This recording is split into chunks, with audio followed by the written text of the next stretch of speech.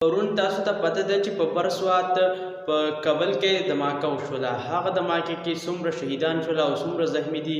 السلام علیکم، زه یم ستاسو ورور ستاسو ملګری شکیل خان. پرون په سوات کې یعنې په مینګوره کې دماکه وشوله په کابل کې، چې په هغه کې د پولیسو په سټیشن باندې وشوله. په هغه کې جماعت هم شهید شو او 15 نه زیات شهیدان کې هم دي او 50 پکې زخمیان هم دي. څومره چې شهیدان دي الله دې هغو له جنت ورکړي او په خپلو دعاګانو کې یاد ساتئ. غم خو په هغو دی او کوم چې زخمیان دي هغو له دعاګانې غواړئ چې الله دې مور او پلار له ژوندي لري.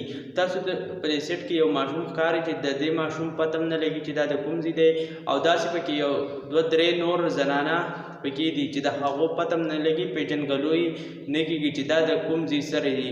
کوم کې چې دماکه کېږي زیاتې کېږي صرف او صرف د پښتون سره کېږي.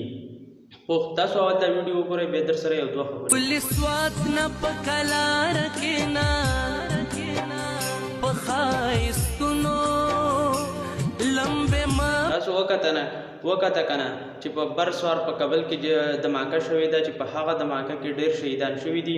نو الله تعالی دې دا کوم چې شهیدان شوي الله دې وبخي، او کوم چې زخمیان دي دې ته دواګانې غواړئ چې په دې کې 15 نه زیات کورو باندې پلارانو باندې غمونه راغله او د هغو په زړونو کې به څه وي.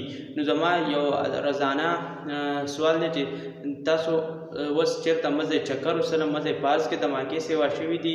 مخکې به دماکې وي، اوس هم دماکې روشته، خو اوس زیات خلک په ګاډو وهي. کوم چې غټ خلک یې ګاډی ورمخې ته کوي وایي په ګاډي ووهو.